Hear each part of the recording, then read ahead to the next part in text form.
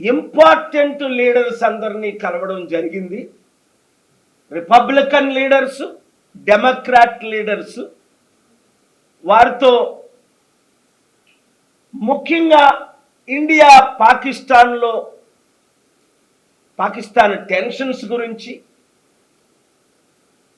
అతి త్వరలో టెర్రరిజం పేరుతో యుద్ధం ప్రారంభం అవడం గురించి సుదీర్ఘ చర్చలు చేయడం జరిగింది.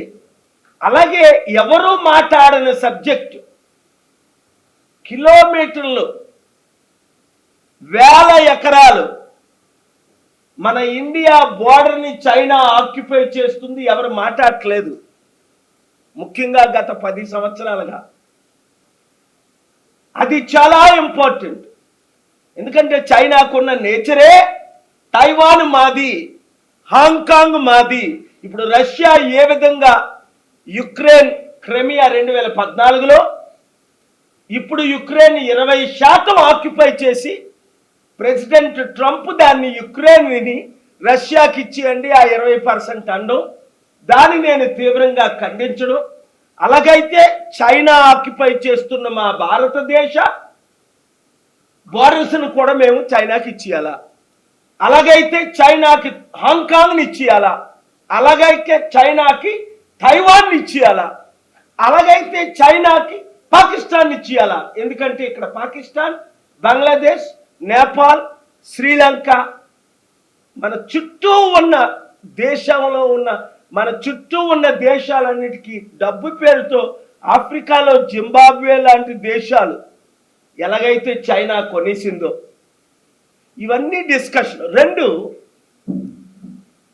ఈ మధ్య జరిగిన ఘోరమైన హత్య ప్రవీణ్ పగడాల, దాని గురించి అమెరికన్ సెనేటర్స్, కాంగ్రెస్ మెన్ చర్చలకే, సెనెట్లోనే కాంగ్రెస్లోనే చర్చలు పెడదాం, మణిపూర్లో జరిగిన ఘటనలకు మీరు త్వరగా రండి అన్నారు. నేను త్వరలో వెళ్తున్నాను. దాడులు ఎక్కువైపోయాయి, ప్రజాస్వామ్యం కూని అయిపోయింది. మళ్ళీ నిన్న కాక మొన్న ఒక వీడియో చూశాను, ఎవరో కరపత్రాలు పంచుతుంటే ఆయన బట్టలు అదే ఘోరంగా ఇబ్బంది పెట్టి క్షమాపణ చెప్పించి జబర్దస్త్గా కన్వర్షన్, జై శ్రీరామ్ అంటేనే నిన్ను వదులుతామని 10 మంది దుండగులు. అంటే ఇప్పుడు ఏంటి మన దేశ పరిస్థితి ఇంత దారుణంగా అయిపోయింది కనబడుతుందా మీడియా మిత్రులారా? వారందరూ కోరుకుంటుంది ఏంటంటే డాక్టర్ కేఏ పాల్ ఒక ప్రపంచ శాంతి దూతగా ఈ దేశాన్ని కాపాడాలంటే మార్పు రావాలి, కేఏ పాల్ లీడర్షిప్ రావాలి అన్నది ప్రపంచ నాయకులు, దేశ నాయకులు ఎక్కువ మందిగా కోరుకుంటుంది. అంటే ముందు మన తెలుగు రాష్ట్రాలు మారాలి. ఇప్పుడు మిగిలింది ఒకటే, తెలుగు రాష్ట్రాలు. నిన్న ప్రధానమంత్రి మోదీ గారు వచ్చారు ఆంధ్రప్రదేశ్కి వట్టి చేతులతో. 10 సంవత్సరాల క్రిందట ప్రారంభించిన బిల్డింగ్లని మీరు చూశారు కదా. ఏమైనా ప్రాజెక్టులు ఏమైనా కంప్లీట్ అయ్యాయా? ఇప్పటి వరకు ఎన్ని సంవత్సరాలు అయింది? పోలవరం స్టార్ట్ చేసి కంప్లీట్ అయిందా? అమరావతి స్టార్ట్ చేసి కంప్లీట్ అయిందా? స్మార్ట్ సిటీలని 100 సిటీల పేరులో 13 సిటీలు మన ఆంధ్రప్రదేశ్కి, 10 సిటీలు తెలంగాణ అన్నారు. ఒక్క సిటీ అయినా కట్టారా? ప్రశ్నించిన వాళ్ళు జైల్లో పెడుతున్నారు, నోరిప్పిన వాళ్ళు నోరు మూయిస్తున్నారు. మనం ఇస్తున్న 2 తెలుగు రాష్ట్రాలు ఇస్తున్న డబ్బు ట్యాక్స్ రూపంలో 1,00,000 కోట్లు అయితే వారు మనకి అన్ని విధాలా తిరిగిస్తుంది 40,000 కోట్లు మాత్రమే. అదే గుజరాత్ 1,00,000 కోట్లు ఇస్తే 7 లక్షల కోట్లు గుజరాత్కి తిరిగిస్తున్నారు. ఈ సంగతి సాధారణ ప్రజలకు అర్థం అవట్లేదు. అందుకే మీడియా మిత్రులు నేను మాట్లాడుతున్న మీరు హైలైట్ చేసి చూపిస్తుంటే ప్రజల మనోనేత్రాలు తెరవబడుతున్నాయి. ఇక్కడున్న 2 తెలుగు రాష్ట్రాల్లో ఉన్న అన్ని పార్టీ నాయకులు మోదీకి తొత్తులే, ప్రశ్నించలేరు. లేదు అంటే ప్రశ్నిస్తే ఓటుకు నోటు కేసులో అక్కడ ముఖ్యమంత్రిని, ఇక్కడ ముఖ్యమంత్రిని ఇమీడియట్గా జైల్లో పెడతారు.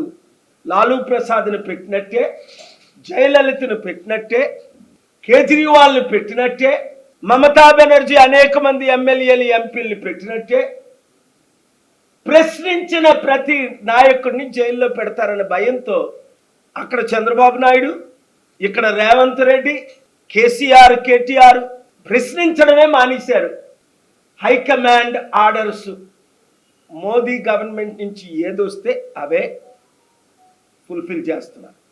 ఒక విషయం మాత్రం నేను పిలుపునిస్తున్నాను మన రెండు తెలుగు రాష్ట్రాల తెలుగు ప్రజలకు.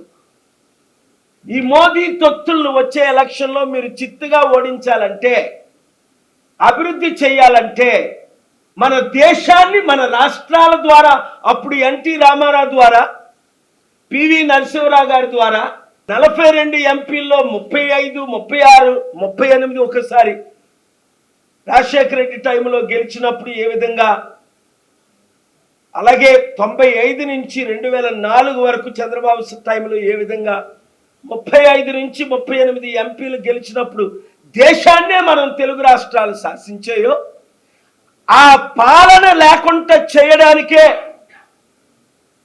ఇప్పుడున్న రాజకీయ నాయకులందరినీ మోదీకి తొత్తులుగా చేసుకున్నారు. కాబట్టి ఒక్క ప్రజాశాంతి పార్టీని 7569441275కి గ్రూపులు పెట్టి ప్రతి ఒక్కరు 100 మందిని 1000 మందిని చేర్పించి,